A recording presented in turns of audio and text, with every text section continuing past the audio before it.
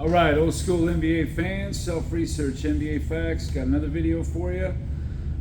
I know some of you guys have noticed, yeah, I'm back in the old warehouse office here. I don't have the nice 1989 Michael Jordan warehouse all-star jersey, sorry, behind me like I did at home. I'll probably be making some from each place. I know there's a little more of an echo in here. But it is what it is. I know some of you guys appreciate the rawness of it, you know, the using the pen and paper, you know, the no editing of the videos. I don't have graphics. I don't have, you know, endless loops of, you know, highlights and that kind of thing. You know, eventually, hopefully I'll get there, make it a little more visually pleasing. Just some old guy sitting in his shipping office, you know, spewing off some numbers at you. But I'll get there. The important thing is the power of the data, the indisputable facts, all fact checkable. I'm not going to give you guys crazy narratives, crazy opinions. That's just not what I'm going to do. You know, other content creators do that stuff and they do a fine job. But I told myself from the beginning, I'm doing something a little different. I'm only going after the data, and what I'm really going after are these idiots in big media.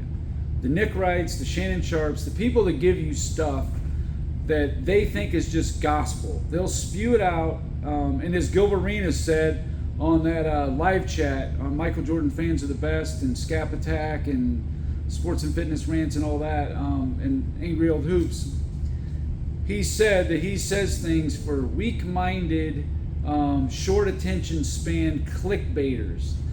That's how he put it, and that's what these people are doing. They're going after the, you know, the weak-minded basically, and they take all this stuff as gospel. And anything that you say negative about Michael Jordan or LeBron James, that's fine. Make sure you have the facts to back it up, because you're going after Michael Jordan. Don't give an opinion, give facts. Let's see where your facts lead you. Because I'm telling you right now, it isn't going to lead you very far.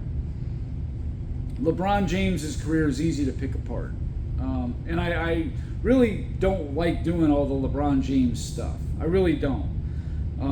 But, you know, that just seems to be where the big media is. And I'm here to point out that a lot of stuff they're saying is not factually true. Or they're omitting things, they're not telling you the full story. And that's more to the point. In this video, which I've done, I think I did at least one other video on this, 1989 Chicago Bulls. And until recently, I did not fully understand how historic that year was. To me, that might be as impressive as when the Bulls won one of their championships. I really do. Did you know, in the history of the NBA, the 89 Chicago Bulls had the best record for any fifth place team in their division in NBA history. 47-35 was the best record of any team who was finished fifth place in their division, or lower, I guess you could say, in NBA history. Sometimes there was 6-7 teams in divisions. I think even 8 teams in a division at one time. But nobody ever beat 47-35 at fifth place. All fact checkable, look it up. Now, they were the only team to finish fifth place in their division and make it to the conference finals until the 2023 Lakers did that. And of course, I can show you some vast differences between those two teams. There have been some anomalies in NBA history. Teams that, you know, made a run, maybe shouldn't have been there, got hot at the right time, whatever you want to say. Like, one that really sticks out was 1981. The Houston Rockets were 40-42, playing the Kansas City Kings, who were also 40-42 for the Western Conference Championship. Crazy. So a team with a losing record was going to get to the finals. Houston had upset the Lakers. The Kings upset, I think it was Phoenix. I'm not 100%, but I think that's who it was. So they ended up both getting to the finals. I think they were the 5 and 6 seeds playing in the final. That was an anomaly. The 84 Phoenix Suns they finished fourth in their division, 41-41. They made it to the conference finals. They lost in 6 to the Lakers. That was an anomaly.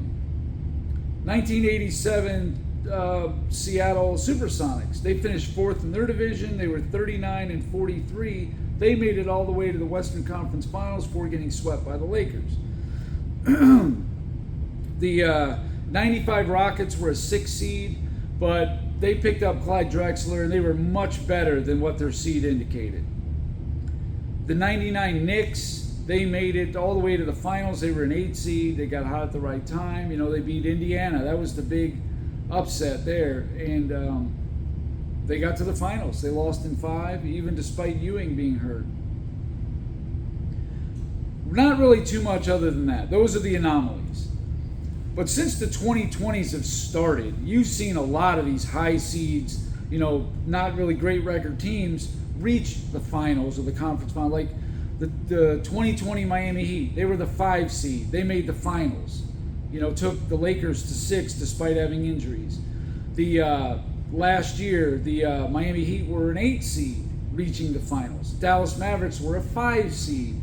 Now, my contention on this is that because of all the load managing, you can't, and also a lot of late season moves, trades and whatnot, you can't really go by the seeding anymore. You know, like just because you're a 1 seed doesn't mean anything anymore. It just doesn't. You know, you saw OKC go down to the second round this year. Anyway, the 89 Chicago Bulls finished 5th in their division, 47-35. It was a stacked division, one of the best in NBA history, maybe the best in NBA history. Now, the 2023 Lakers were 5th in their division. That's true. They were 43-39. Of course, they had some late season acquisitions that made their team a little better than the record indicated. But the major differences is, besides, you know, getting D'Angelo Russell, that was the big one there. They were the 3 teams they played in the playoffs, which was the Memphis Grizzlies, the Golden State Warriors, and the Denver Nuggets. In the regular season, they were 7-4 against those teams. But when they played them in the playoffs, 8-8. The 89 Bulls in the regular season against the Cleveland Cavaliers, New York Knicks, and Detroit Pistons, they were 3-14. In the playoffs, 9-8. Almost the exact opposite of the 23 Lakers. The 2023 Lakers had 4 players averaging over 15 points a game. The Chicago Bulls, only 1. I'm sure you can guess who. Those are the big, major, vast differences. And this rings true. The only team in NBA history to finish 5th place in their division, make the conference finals, and at least win 1 game. They share just making the finals with the 2023 Lakers. But to win at least 1 game, only the Bulls did that. And they won 2. And that was against the Pistons, who did not lose to anyone else that season. They were 15-2 in the playoffs, the Bulls giving them their only 2 losses. Now, let's look at the divisions that these two finished 5th in. The 2023 Lakers, here's what their division looked like. The Sacramento Kings, 48-34. Phoenix Suns, 45-37. The Clippers and the Warriors were both 44-38. So yeah, the 2023 Pacific Division had no teams over 49 wins. Now you look at the 89 Central Division. Here's the vast difference. No teams over 48 wins, right? For the 2023 Pacific Division. The 89 Central Division, Detroit Pistons were 63-19. Cleveland Cavaliers 57-25. Atlanta Hawks 52-30. Milwaukee Bucks 49-30. Those are the 4 teams above the Bulls right there. The 4 teams above the Lakers would have all been under the Bucks, who finished 4th place in the Central Division at 49-33. The Bulls finishing 47-35 in that stacked division, where they had to play these teams 6 times each, is a remarkable feat in itself. That's one thing right there. The best 5th place division record of all time is the '89 Chicago Bulls. Okay, that's the one remarkable thing.